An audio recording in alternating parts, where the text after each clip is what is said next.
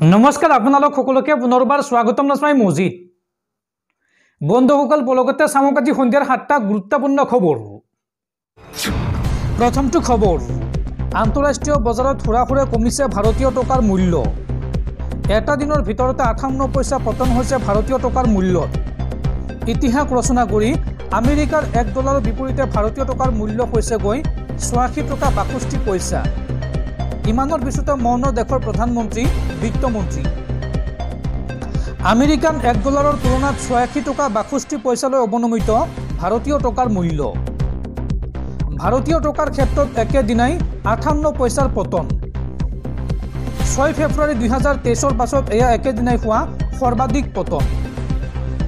ভাৰতীয় টকাৰ মূল্য আৰু অধিক অৱনমিত হোৱাৰ আশংকা প্ৰকাশ কৰা হৈছে, কিয়নো ব্যাপক হাৰত প্ৰত্যাহাৰ কৰা হৈছে বা প্ৰত্যাহাৰ হৈছে বিদেশী বিনিয়োগ, যাৰ পৰিপ্ৰেক্ষিতত এতিয়া প্ৰতি 1 বেৰেল খাৰুৱা তেলৰ দাম $81 বৃদ্ধি পাইছে।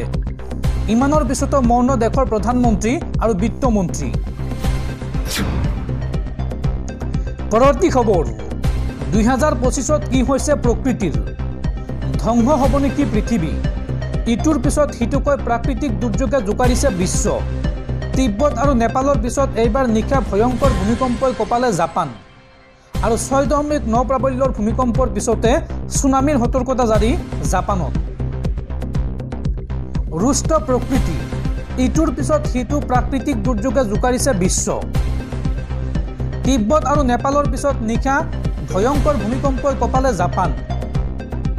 6.9 প্ৰাবল্যৰ ভূমিকম্পই কঁপালে জাপান। জাপানৰ কিউচি অঞ্চল কঁপাই যায় এই ভূমিকম্পই। আৰু ইয়াৰ পিছতে জাপানত জাৰি কৰা হৈছে ছুনামিৰ এলাৰ্ট। যিকোনো মুহূৰ্তত জাপানত আহিব পাৰে ছুনামি। দক্ষিণ পশ্চিম জাপান কঁপাই যায় এই ভূমিকম্পই। উল্লেখযোগ্য যে কিছুদিন পূৰ্বে তিব্বত আৰু নেপালত আহিছিল বৰ ভূমিকম্প। আৰু কেলিফৰ্ণিয়াত বৰ্তমানেও অনিয়ন্ত্ৰিত বনজুই। নতুন বছৰত ভয়াৱহভাৱে ৰুষ্ট হৈছে প্ৰকৃতি। কি হৈছে প্ৰকৃতিৰ? পৰৱৰ্তী খবৰ, গণশিল্পী ৰাজীৱ সদিয়াৰ অন্তিম যাত্ৰা। সহস্ৰাধিক লোকে অশ্ৰুসিক্ত নয়নেৰে শেষকৃত্য সম্পন্ন কৰিলে ৰাজীৱ সদিয়াৰ। বিহুৰ দিনাই গণশিল্পী ৰাজীৱ সদিয়াৰ গাঁৱত কান্দোনৰ ৰোল। জাতি মাটিৰ গীত গোৱা ৰাজীৱ সদিয়াই গীতেৰে দি থৈ গ'ল অসম আৰু অসমীয়াৰ পৰিচয়। জাতি মাটিৰ গীত গোৱা ৰাজীৱ সদিয়াক শেষ বিদায়। গণশিল্পী ৰাজীৱ সদিয়াৰ অন্তিম যাত্ৰাত অংশগ্ৰহণ সহস্ৰাধিক লোকৰ। বিহুৰ দিনাই অশ্ৰুসিক্ত নয়নেৰে গণশিল্পী ৰাজীৱ সদিয়াক শেষ শ্ৰদ্ধাঞ্জলি। মঞ্চত গীত পৰিৱেশন কৰি থাকোঁতে ঢলি পৰিছিল কণ্ঠশিল্পীগৰাকী। আৰু পৰৱৰ্তী সময়ত MCHত শেষ নিশ্বাস ত্যাগ কৰিছিল কণ্ঠশিল্পী ৰাজীৱ সদিয়াই। আৰু মঙলবাৰে সদিয়াৰ টুপচিঙা গাঁৱত গণশিল্পী ৰাজীৱ সদিয়াৰ শেষকৃত্য সম্পন্ন হয়। শিল্পীগৰাকীৰ অন্তিম যাত্ৰাত কেইবা সহস্ৰাধিক লোকে জনালে শেষ শ্ৰদ্ধা। আৰু মৃত্যুৰ সময়ত পিতৃ মাতৃ, 2 ভাতৃ, পত্নী আৰু নিজৰ 6 বছৰীয়া পুত্ৰ সন্তানক ইহ সংসাৰত এৰি থৈ যায় ৰাজীৱে।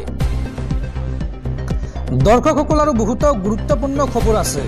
তাৰ আগতে আপোনাক জনাওঁ যে যদি আপুনি এতিয়ালৈকে এইটো ভিডিঅ'ত লাইক কৰা নাই তেন্তে এতিয়াই ভিডিঅ'টোত লাইক কৰি দিয়ক। আৰু এনেকুৱা ধৰণৰ ভিডিঅ'সমূহ নিতৌ চাবলৈ চেনেলটো ছাবস্ক্ৰাইব কৰি কাষত থকা বেল আইকনটো প্ৰেছ কৰি ৰাখক।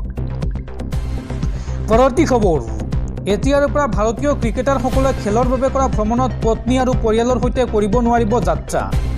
টেষ্ট ক্ৰিকেটত ভাৰতৰ দুৰ্বল প্ৰদৰ্শনৰ পাছতে এই সিদ্ধান্ত BCCIৰ।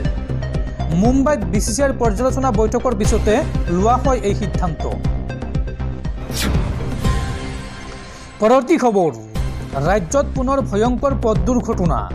আৰু এই ভয়ংকৰ পথ দুৰ্ঘটনাত মছজিদৰ ইমামসহ 3 গৰাকীকৈ যাত্ৰীৰ অৱস্থা অতি সংকটজনক। নিশা ৰাজ্যত ভয়ংকৰ পথ দুৰ্ঘটনা। আৰু এই ভয়ংকৰ পথ দুৰ্ঘটনাৰ শিহৰণকাৰী দৃশ্য বন্দী হৈছে CCTV কেমেৰাত। যাত্ৰীবাহী অটোৰে ভয়ংকৰ সংঘৰ্ষ দ্ৰুতবেগী ট্ৰাকৰ। আৰু এই ঘটনাত মছজিদৰ ইমামসহ 3 গৰাকী যাত্ৰীৰ অৱস্থা অতি সংকটজনক। মছজিদৰ পৰা নামাজ আদায় কৰি অটোৰে নিজ গৃহলৈ গৈ আছিল ইমামজনে। আৰু ইমাম কলিমুদ্দিন ছদিউলৰ সৈতে আছিল আন দুজন যাত্ৰী এই অটোখনত।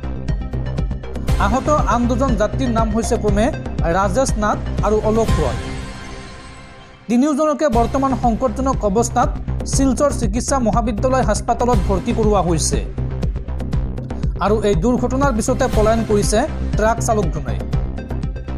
কাছাৰৰ কালাইনৰ ৬ নং ৰাষ্ট্ৰীয় ঘাইপথত সংঘটিত হৈছে এই ভয়ংকৰ ঘটনা। পৰৱৰ্তী খবৰ, শিক্ষাৰ্থীসকলৰ বাবে জৰুৰী খবৰ। UGC নেট পৰীক্ষাৰ সূচী সলনি। মকৰ সংক্ৰান্তিৰ বাবে 15 জানুৱাৰী পৰীক্ষা বাতিল আৰু শীঘ্ৰেই ঘোষণা কৰা হ'ব পৰৱৰ্তী পৰীক্ষাৰ দিন। পৰৱৰ্তী খবৰ, ৰাজ্যজুৰি ভোগালীৰ উৎসাহৰ মাজতে সজাইত এটা ইটাভাটাত লমহৰহক হত্যাকাণ্ড। ইটাভাটাৰ শ্ৰমিকে হত্যা কৰিলে আন এজন শ্ৰমিকক।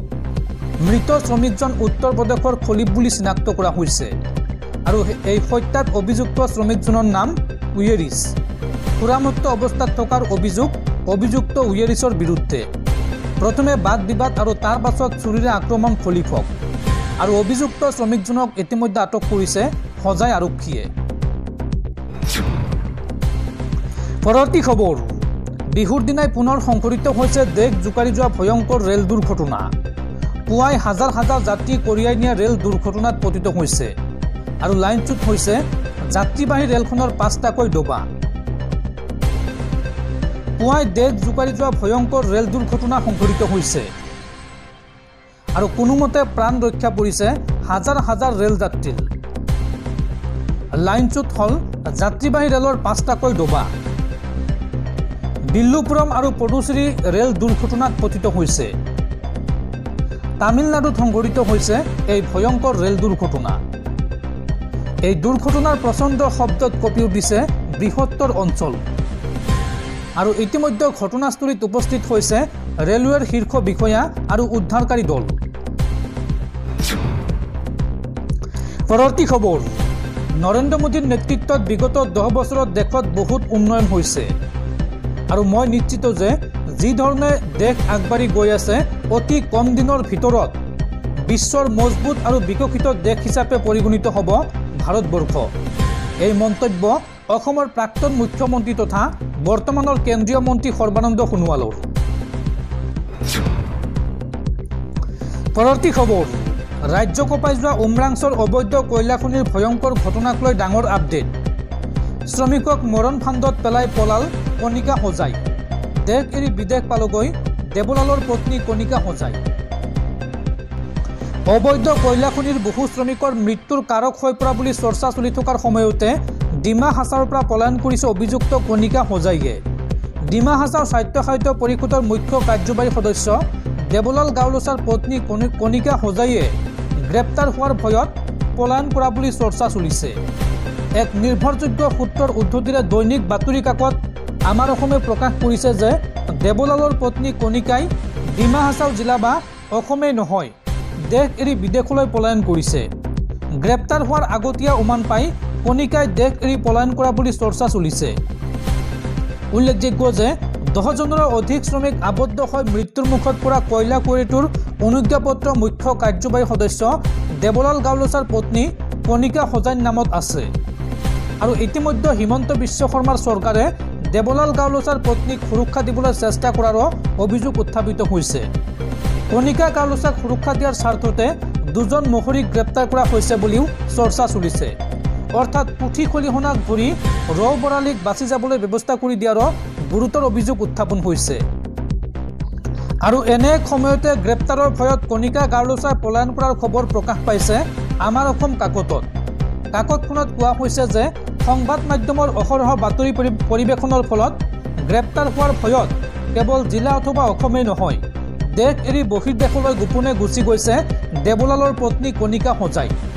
অসম চৰকাৰে এই ঘটনা সংক্ৰান্তত কেৱল 2জন মহিৰীক গ্ৰেপ্তাৰ কৰি বিষয়টো গাপ দিবলৈ চেষ্টা চলোৱাৰ অভিযোগ উঠিছে যদিও বহু দল সংগঠনে বিষয়টো সন্দৰ্ভত উচ্চ ন্যায়ালয়ৰ কাষ চপাৰ সম্ভাৱনাৰ প্ৰতি লক্ষ্য ৰাখি দেৱলালৰ পত্নীয়ে নিৰাপদ দূৰত্বত অৱস্থান কৰা বুলিও সূত্ৰটোৱে দাবী কৰিছে।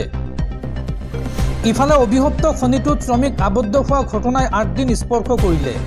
এতিয়ালৈকে আবদ্ধ হৈ পৰা শ্ৰমিকসকলক উদ্ধাৰৰ কাৰ্য সম্পূৰ্ণ হোৱা নাই উদ্ধাৰ অভিযানৰ সপ্তম দিনালৈকে মাত্ৰ 4গৰাকী শ্ৰমিকৰ মৃতদেহ উদ্ধাৰ কৰিবলৈ সক্ষম হৈছে উদ্ধাৰকাৰী দলে। চৰকাৰী তথ্যৰ মতে 5গৰাকী শ্ৰমিক আবদ্ধ হৈ আছে বৰ্তমানো এই খনিটোত। ইফালে বেচৰকাৰী তথ্য মতে খনিটোত 10গৰাকীৰো অধিক শ্ৰমিক আবদ্ধ হৈ পৰিছিল। চৰকাৰে শ্ৰমিকৰ তথ্য গাপ দিয়া বুলি এতিয়া চৰ্চা চলিছে। ইফালে খনিটোৰ পানী নিষ্কাশনতো ব্যৰ্থ হৈছে অভিযানকাৰী দল। পানী নিষ্কাশন কৰা মেচিন বন্ধ কৰিলেই খনিটোত লগে লগে জলস্তৰ বৃদ্ধি হৈ পৰে, যাৰ ফলত উদ্ধাৰ অভিযান ব্যাহত হৈছে। এনে পৰিপ্ৰেক্ষিতত আবদ্ধ হৈ থকা শ্ৰমিকৰ উদ্ধাৰ অভিযানক লৈ সংশয়ৰো সৃষ্টি হৈছে।